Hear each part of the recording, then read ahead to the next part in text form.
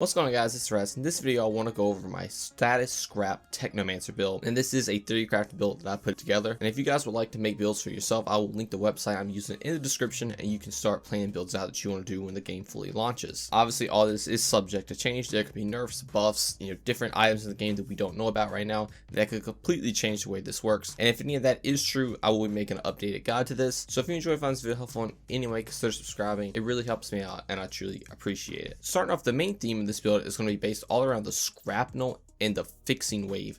That is going to be your two main skills you're running. You can honestly run whatever else you want to, but if you don't know, the scrapnel is just a little grenade. You can actually use this in the demo.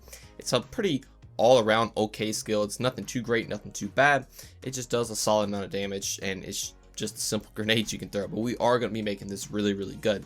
But then the fixing wave is you release your energy to restore health to players, and it can actually heal your turrets as well. So if you want to run something like a turret with this to also take benefit from that, that would be really good. Now we're gonna really buff the skill for what I'm about to go over right now, and that is this legendary armor set. So we'll get into the skills in a second, but this legendary armor set is going to really affect those two skills a lot. The main armor set bonus that you get, the set bonus, is Scrapnel creates an additional cluster bomb after an explosion. So now your grenade is essentially just going to have a cluster bomb effect after it explodes originally, so you're going to get more damage. But on the helmet, we have breathe in. Fixing wave reduces the skill cooldown by 20%, so now we can heal us and our teammates and our turrets more often. Then more trap scrapnel, you gain one additional mine that can be thrown before triggering the cooldown. So now you're gonna have two grenades. Then if we go over to the chest piece over here, we have trap cluster, doubles the number of mines that can be thrown before triggering the cooldown. So now you're gonna just be able to throw even more grenades, which makes it even better. But then we have cleansing wind. Activating the skill removes negative status effects from allies and grants 5 seconds of immunity from them. So this is where the status part's coming in for the status scrap build. Obviously scrap is for the scrapnel grenade, but the status effect right here, you're going to be able to cleanse all the status effects on you and your teammates, which is really nice. And you're also going to be providing the heal, since fixing wave provides heals. Then we get to the leg armor. We have the head of the ward. Providing an ally fully restores their health. It's pretty good defensive skill and very nice for team play. And the scrapnel increased the damage skill by 284, so just more damage. Then finally get to the foot gear. We have Quartermaster, fixing wave, activating the skill replenishes one weapon magazine for each ally. Cooldown of 45 seconds. So this is going to let your guns reload whenever you heal your teammates, which is really nice. Then we have supplies. Scrapnel, one additional mine can be thrown before triggering the cooldown. So if you can't tell, the way this armor set's working is you're going to have your heal up a lot to refill ammo, remove status effects, support your team in general, and if your teammates do go down, you revive and you're going to heal them to full. Then on top of that, you also have your grenade to just be able to throw around a lot. You're going to have a ton of grenade charges, and you're going to be able to just kill groups of enemies with that. But now, making this even better, we're going to go into the skill trees right here. So since this is going to be a supportive / destruction type build, I'm going to be going down Demolisher right here actually, and taking 1 point right here on Anomaly Field to get 6% more anomaly power, which is going to be nice to make our grenade do more damage. But then I'm going to take 1 point in Ordnance Technician right here to get 15% skill cooldown on our Ordnance skills. So that's our scrapnel. So we have 18.7 seconds on top of all our charges we're going to be having with it. Then Anomaly Field again, so we can buff the scrapnel damage even more. Then I'm actually going to take Welcome Shot right here. So the first shot after reloading deals bonus damage equal to 15% of your anomaly power.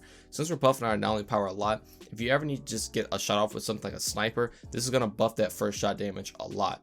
But then again, Anomaly Field right here to get 6% more anomaly power. Then Ordnance Technician again, so we get 15% more skill cooldown on our scrapnel, making it a 15.4 second cooldown. Then Anomaly Field again to get more damage. Then once again, another Anomaly Field.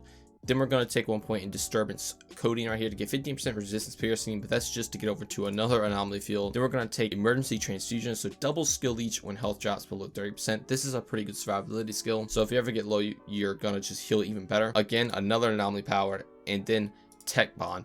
Activating an Ordnance skill increases anomaly power by 50% for 10 seconds. So now you have all this anomaly power right here, and when you throw the grenade, you get 50% more of that, and your grenade is just going to be able to hopefully just one-shot a lot of enemies and a bunch of group of enemies, since you're also causing the cluster bombs with it, and you're going to have so many charges you can just keep throwing these things over and over again. Now, since we have 7 points left over, we're actually going to take a point in Brain Freeze right here. So melee skills apply Toxic.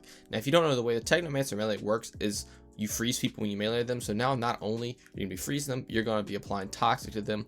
And this is going to be kind of your survivability aspect. Somebody gets close, because your melee is just going to be able to freeze and poison the enemy. But then we have sidearm adept right here, so I'm trying to get up here to the top. This is going to buff your sidearm damage by 12%, which could be good if you run on a sidearm. But then we're going to take 1 point Winter's Berry. So after you use your melee skill, you gain 40% damage mitigation for 30 seconds. Again, like I was saying, this is going to be your defensive skill. If somebody runs close, you're going to freeze, apply poison, and have damage mitigation. Then I'm going to have 1 point Anomaly Body, so I have 10% more health, which is, always a nice skill to take. Then I'm going to have Exposing Toxin, so Toxic applies Vulnerable. So now your melees are also going to be applying the Vulnerable status effect because of Brain Freeze right here. So, like I said, melee is going to freeze.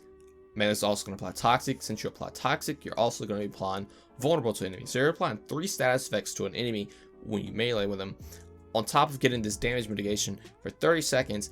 And if you don't know, Anomaly Power also buffs melee damage on top of your skill damage. So you're going to have a very hefty melee that's going to be really good for survivability, on top of your Fix and Wave being very good survivability. Then you have all this other stuff to increase your shrapnel damage, and you have the benefit of the Cluster Bomb to just kill everything with the Shrapnel Grenade. But we have 2 points left over, so I'm actually going to take a point right here and BLSTM Havoc Nexus. This is going to give you 15% more crit damage. That's always a nice buff. Having more crit damage is really, really good in almost any game. But then I'm going to take a point and Wipe Out right here. So increases damage by 20% against enemies below 30% health. So if you ever get an enemy super weak, say your grenade doesn't fully kill them, you're going to be able to just instantly swap to something like a sidearm right here, since you have more damage with that. And you can just take them out really quick, since you're going to be doing a lot of bonus damage to them. So if we scroll down here, we see our Anomaly Powers at 42%, crit damage 15, health 10, resistance piercing 15, skill cooldown 30, skill leech 15, weapon damage long range 15, weapon damage sidearm 12%, weapon leech 15%.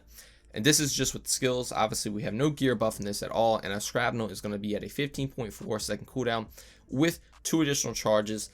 That also has the cluster bombs, and you could throw 2 per cooldown, so you just can throw grenades everywhere. You have the Fix and Wave to heal you up a lot. You have the survivability with the melee, and you also have some damage with sidearms, Wipeout, and Welcome Shout here to just do some damage with some weapons if you need to. But that is the build for the Technomancer. This is the one I'm going to be going for when the game first launches. It seems super fun. Obviously, there are going to be other builds that could possibly be better than this, but as of right now, this is the most appealing to me. And I feel like with the legendary armor set, this is going to completely change the way the Technomancer is played. Normally you have a gadget, pet style character, you're trying to throw turrets out and everything, but this is going to be completely just team supportive, on top of throwing grenades everywhere and just blowing everything up. So if you guys would like to see more Theorycraft builds, and especially full builds when the game launches, on top of a bunch of other Outriders content, be sure to stick around. I'm going to be posting a lot, but that's going to do all for this one. So thank you all so much for watching, and I'll see you in the next one. Peace.